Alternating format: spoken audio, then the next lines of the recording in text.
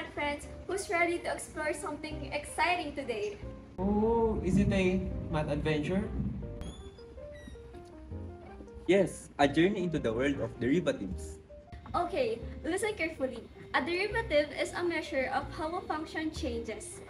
In formal terms, it tells us the rate of change or the slope of a curve at a point. Or imagine a hill. If it's flat, the slope is 0. If it's steep, the slope is bigger. A derivative gives us the slope even for curvy lines. So a derivative tells us something is changing. Perfect, Mark. That's it. So now let's talk about the derivative rules. For the first rule, it's constant rule. If the number is constant, the derivative is always 0. For example, we have 7dx. So the derivative of this function will always be 0. On another example, 10dx. So the derivative of this function will always be 0 as long as it's constant. Our next topic is power rule. So our formula for power rule is x raised to n dx is equals to nx raised to n minus 1. So our first example is x squared. So first step is ibababa mo yung 2 kasi minus 1. So x 1 yan. So hindi na ilalagay. So and our another example is x raised to 12. And our first step is copy the 12 and x, then our formula is minus 1. So our 12 here is going to be 11. This is our answer. So for our next rule, derivative rule is called constant multiple. So the formula there is constant x raised to n is equals to constant times n x raised to n minus 1. So a good example would be 2x raised to 3 dx, of course. So the thing that we would need to do is multiply the exponent with the constant. So 3 times 2 would be 6. Copy the x, and then n minus 1, so that will be 3 minus 1 will be 2. So this is our final answer, 6x squared. So kids, for our next example, we would have 7x raised to 7 dx. So same thing like before, we would multiply the exponent to the constant. So that would be 7 times 7, that would be 49. Copy the x, and then n minus 1, so that would be 7 minus 1, that would be 6. So this is our final answer, 49x raised to 6. So for the next rule, it's identity rule. It's as simple as constant rule. The formula will be x dx is equals to 1. So the explanation for this one is as long as x will be derived, the outcome will always be 1. So yeah, this will be our final answer. For our next topic is sum rule. Our formula for this is f of x plus g of x dx is equals to f of x plus gx. For our first example is x squared plus 4x. First is ita-times mo itong dalawa, so magiging 4x kasi minus 1. So 1 to pero hindi na ilalagay. Ayan. Plus ita-times mo to 4a 12. Minus 1 2.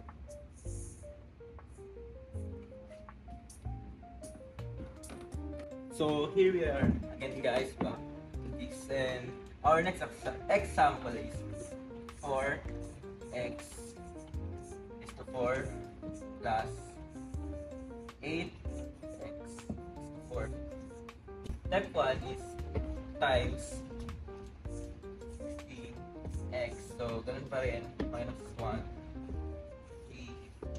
plus 8 times 4 is 8 or 32.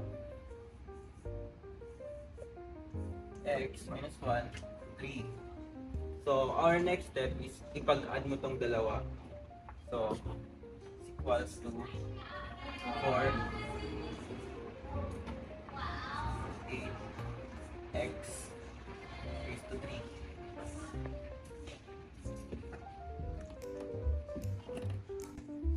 Kala niyo si Paolo Abilino, no? Okay, joke lang. So, our next rule will be difference rule. So, actually, very similar lang siya sa addition rule, except that it will be changed into subtraction. So, still, f of x minus g of x dx would be f of x minus gx. So, that is our formula. So, example would be 4x cubed minus 10x raised to 5. So, just use constant multiple rule here. So 3 times 4, that will be 12. Copy the x. And minus 1 would be 2. Then minus 5 times 10 would be 50. Copy the x. And minus 1 would be 4. So there. That would be our final answer. So, here we back again, guys. So, our topic is product rule and our formula is uv dx is equals to u dv plus v du. So, here is our u and here is our v. So, first step is nakaki muna yung u. Ito yung u natin. So, 2x plus 1 derivative of b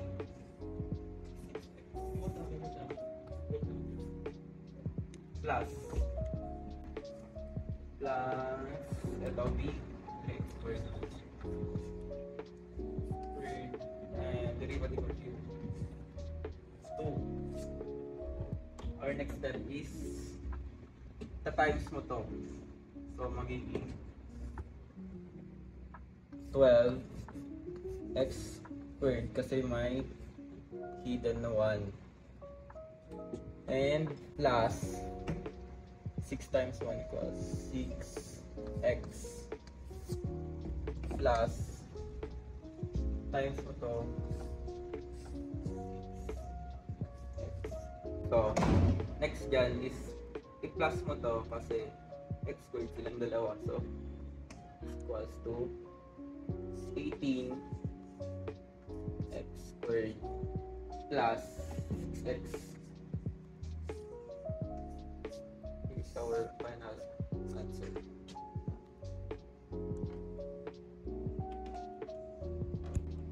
So, here is our next example, and our first step is sabihin muna yung u x squared plus e and derivative of b is equals to 1. X is equals to 1 yan. Derivative niyan is 1. So, plus our b x minus 7. Derivative of u 2x.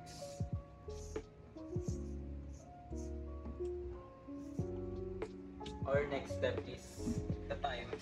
1 times x is equals to x squared. 5 times 1 equals 5. Plus, the-times natin yung 2 and 1 dito. So, magiging 2x squared kasi dalawang x dyan. May 1 and times natin itong negative 7 into that would be negative 14 x. Next step is ipag-add natin itong dalawang to. May hidden dyan na 1. So 1 plus 2 is equal to 3x squared minus 14x plus 5 equals. This is our final answer. So another rule would be quotient rule. So basically this is just division. So this is our formula for that is h over l dx is equals to LDH minus HDL over L squared, or low D high minus high D low over L squared. So a great example of this would be 4x squared over 3x plus 2. So let's try to answer that. To answer that, we need to get the low. So our low is 3x plus 2. So 3x plus 2, and then the derivative of high, so that will be 4x squared, that will be 8x. And then subtracting high, that will be 4x squared, and then the derivative of low, which is 3x plus 2, that would be 3. And then all over L squared, so that will be 3x plus 2 squared. So now we just need to distribute all the terms. So 3x times 8x, that would be 24x squared, and then 2 times 8x, that would be 16x, minus, so let's just distribute this again, 3 times 4x squared, that will be 12x squared, and all over again 3x plus 2 squared.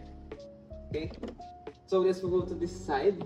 Now we just need to perform the like terms. We just need to combine the like terms. So 24 minus 12x, that would be 12x squared. And then copy the 16x, that would be plus 16x all over.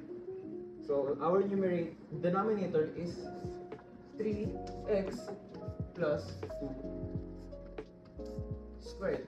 So our final answer. So I think to take note is that our h would always be numerator and L would always be denominator. So this is our final answer.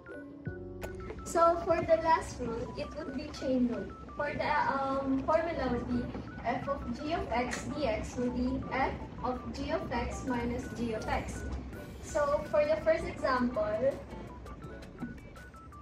Thank you, Jay. So for the first example, will be 6x squared plus 4x raised cubed. So let's do the chain rule here. So that first step would be get u. So our u is the term inside of the function. So that would be 6x squared plus 4x. So that will be our u. And then du, so let's derive u.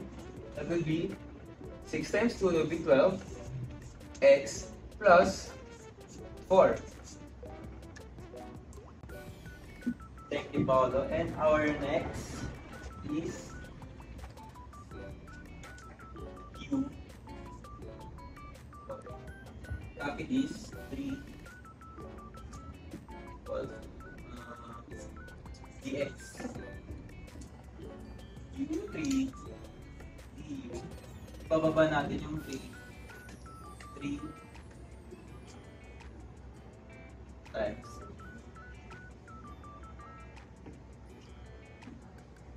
thank you for that thing. So for the next step would be, okay, so we'll put it here.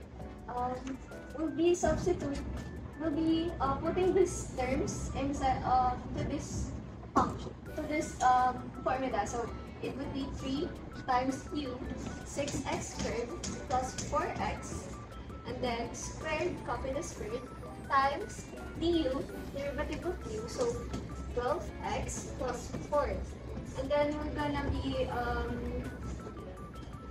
multiplying this to this because we can't multiply 3 to this term because of the squared. So it would become 3 times 12x would be 36x, and then 3 times 4 would be 12 times this function 6x squared plus 4 squared.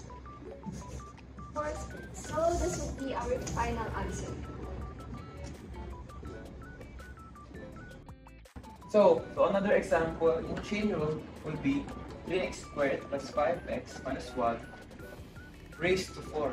So, the first thing we need to do, always remember, is to let u.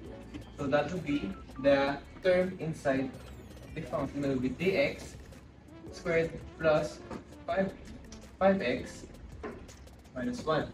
And then we need to derive that, so let's put du equals to, so let's use all the rules.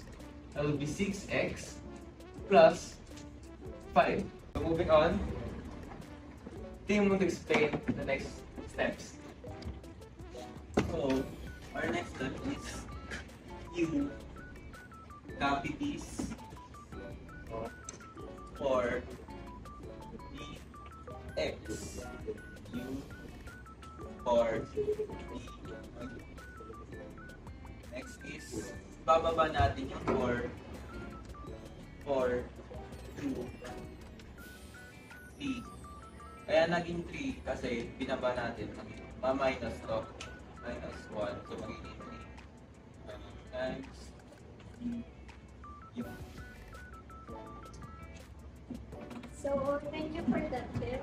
Next step would be distributing this u and du to this function. So, it would be 4 times u, which is this one, 3x squared plus 5x minus 1 raised to 3, times du, which is this function, 6x plus 5. And then we'll be multiplying 4 to this function. So, it would become 24x times 4 and 5 plus 20 times 3x squared plus 5x minus 1 raised to 2. So this would be our final answer. So today, we learned that derivative is measure change and constant becomes 0. And to use the power rule, we need to bring down the exponent and then subtract 1 to the exponent. And then use the product, addition, sum, and quotient rule. Just follow the rules. The more we practice, the easier it gets. Derivatives are like instruction. You just follow them step by step. That's right, everyone. Great job, and see you next time. Pascal Peta, it's a wrap! Woo!